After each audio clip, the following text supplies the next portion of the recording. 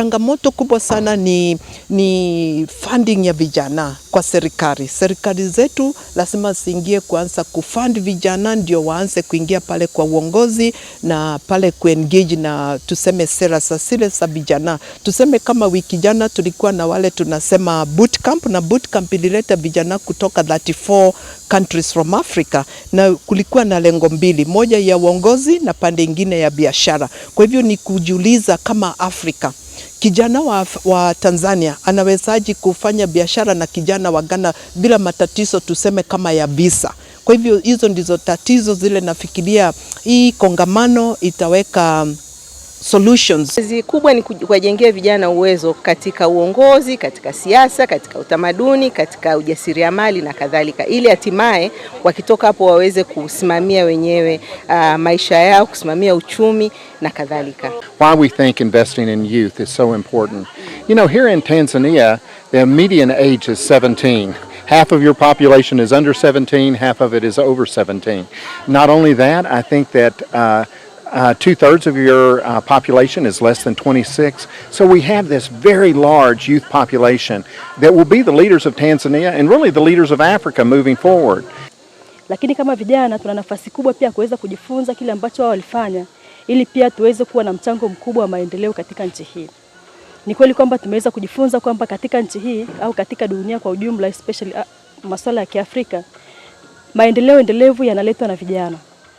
Kwa maana hiyo katika ushirikishwaji wa vijana kwenye ngazi za uongozi, masuala ya kisiasa, masuala ya kiuchumi, lakini pia tuwezi kuwa na amani na utulivu kama vijana wataachwa nje.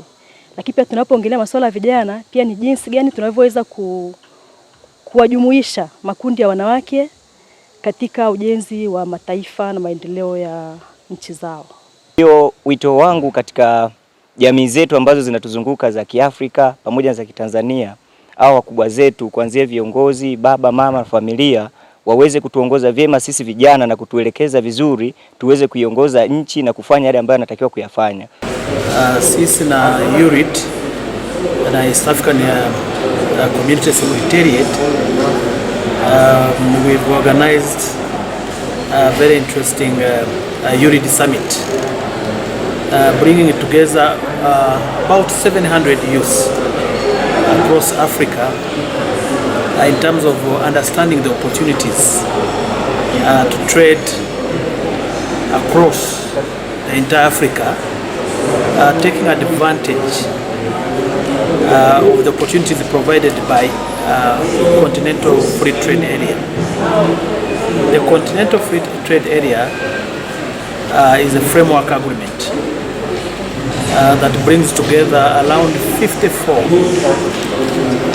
African countries to trade between and among themselves. So the discussion, as you know, that youth constitute about 70% of our African population, and this is a very productive force in our continent. They need to understand the vision of the Africa we want, which is clearly articulated under African Union, the vision 2063.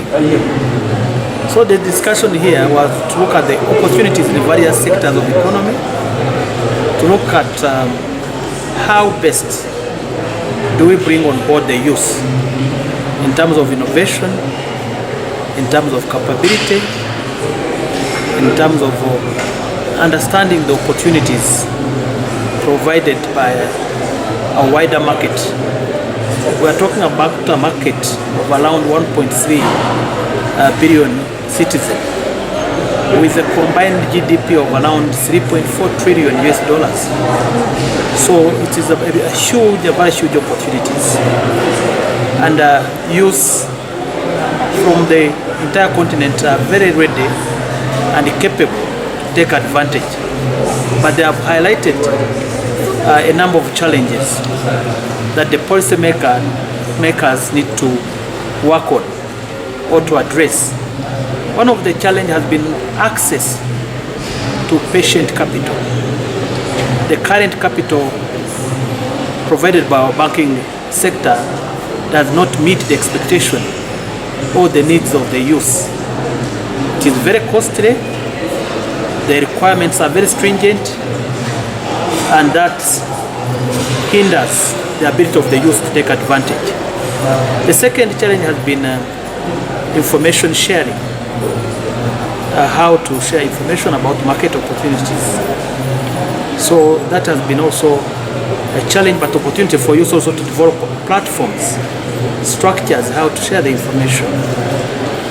The third challenge, as we talk about digital access and future of work, has been that the infrastructure for digital innovations are absent in Africa.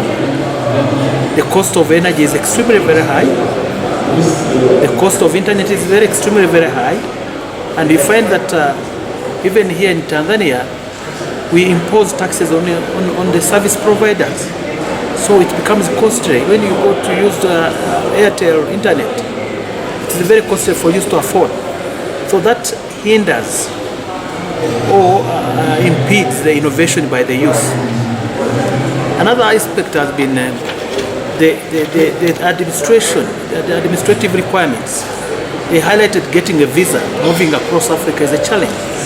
So we need to ensure that we remove the visa requirement for East African citizens and especially the youth, those who are moving across the region. Again, to approach some countries that have made it, like Rwanda was mentioned that it's one of the best countries that has free access to the visa.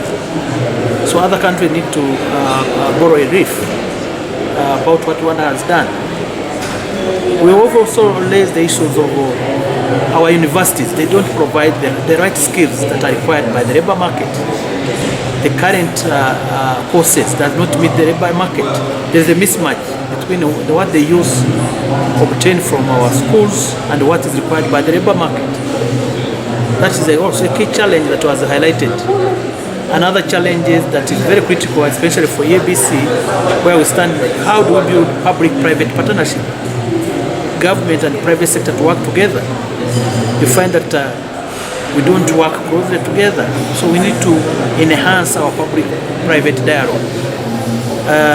Finally, the issue that also was raised was the issue related to standards, having a clear framework in terms of standards for goods and services produced in Africa or in East Africa. We need to harmonize our standards requirement, because standards have been also considered as a barrier to trade for youth, because the compliance costs are very high. So basically that is the discussion, but it is a very fruitful summit. There is a level of openness, level of interest, and a level of appreciation by the youth, especially the youth appreciate our leaders in terms of bringing this agreement to the doors, to the youth themselves. So now the youth own the agreement. When we discuss about you and women, we cannot come on that table as a sort of inclusivity, but we want to come in there as a sort of equality.